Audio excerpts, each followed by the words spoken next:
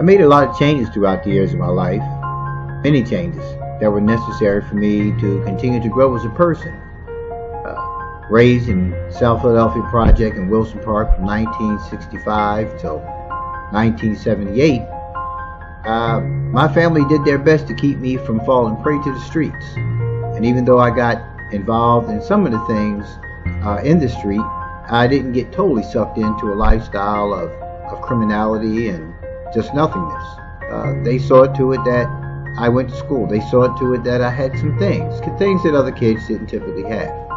I was raised by my mother, and at the time, my father, God bless him, he's deceased right now, but he was an alcoholic, and he didn't have really any involvement in my life. And I said really because I made a conscious decision at some point in time that I did not want him to be a part of my life.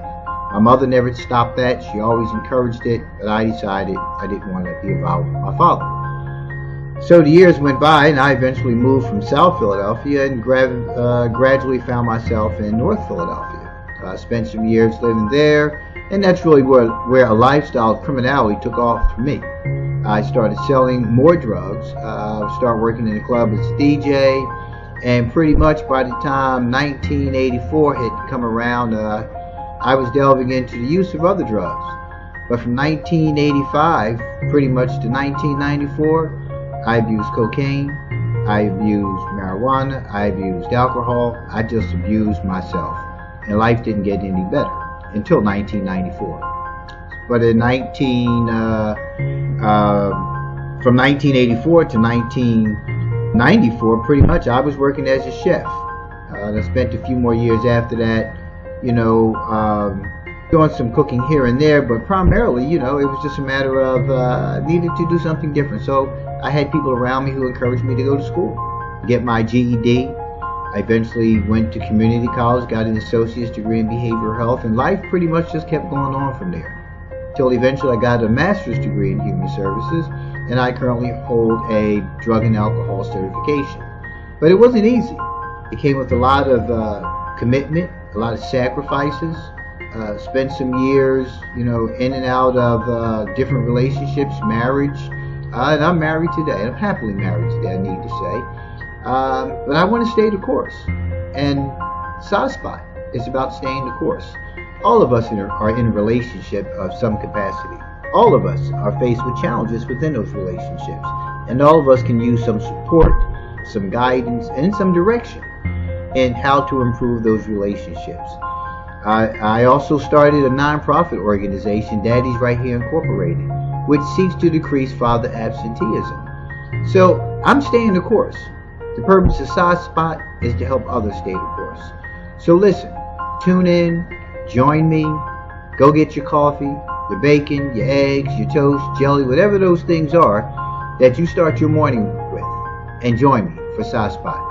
I look forward to you being there. I look forward to your comments. I look forward to you just talking about things that are important to you as well. Welcome to SOSPOT. Let's get it.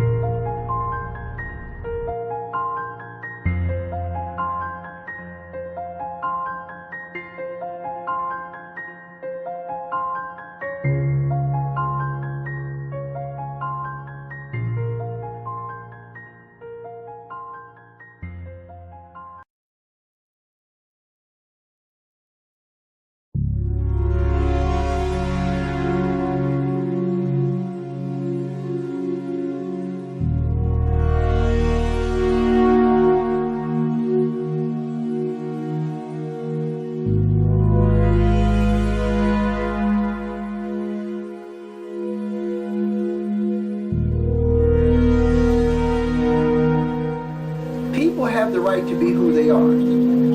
People have the right to be where they are. Once we begin to realize that where that person is at in their lives and how it's affecting our relationship, we're responsible to make a conscious decision to get out of that relationship. And yes, I understand it's more easier said than done. Trust me, I know from experience. Because we're always trying to make it go away. We're always trying to make it better. We're always hoping. We're always believing that the situation is going to get better. I can love it away. I can love them into a better condition. No, you can't. Make every moment a teach you about me moment instead of a tell you about you moment. So if I take a minute, a day, 5 days, whatever time it takes, if I take that time to withdraw from whatever that conflict was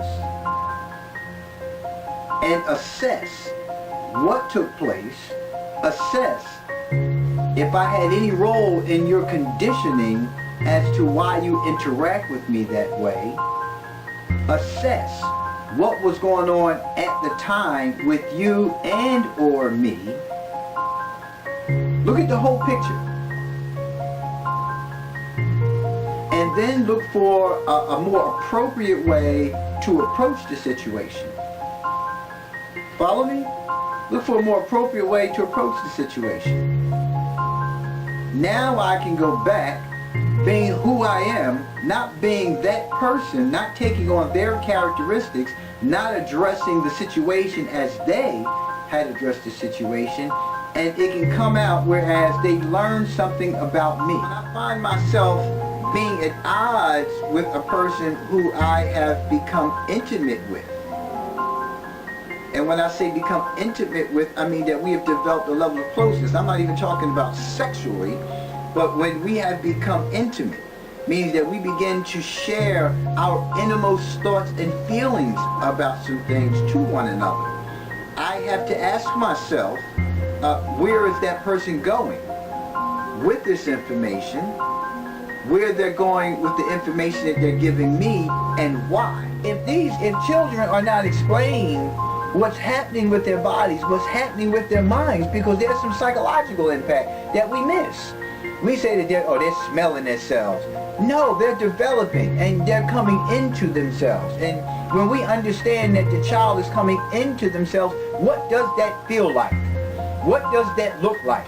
We make it so negative when they're coming into themselves that we make them not want to be themselves, which is why we have so many of our children who stay to themselves, isolate, wind up being bullied, wind up being in a situation where one day they just explode because of our own inability as parents.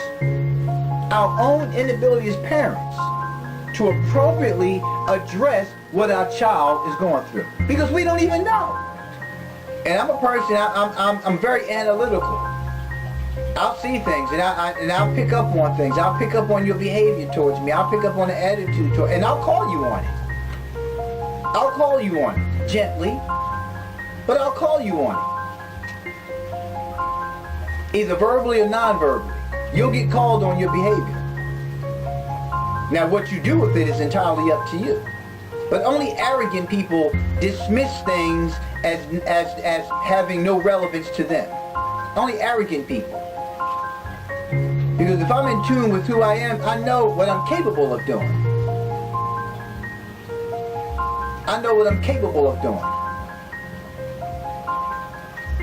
I used to be that arrogant guy. So I know that at any given moment, that person can creep out in certain situations where I feel the need to defend myself, where I'm feeling less than, where my self-esteem is at a low. I know what I do. And when I react that way, I don't like it. And I have to fix it, not only with the other person, but I have to fix it with myself as well. The id is that which seeks everything, wants everything. It's totally self-centered. It's always seeking to please. It always wants pleasure. It always wants to feel good. It always wants whatever it wants. Ego has the responsibility of managing the id. So the ego actually protects the individual from itself. It has its own protective mechanism. If the id is seeking pleasure out of something that is not only harmful to itself, but harmful to others, the ego has a responsibility of kicking in and saying, hey, hold up, this is not good. The superego is where are the more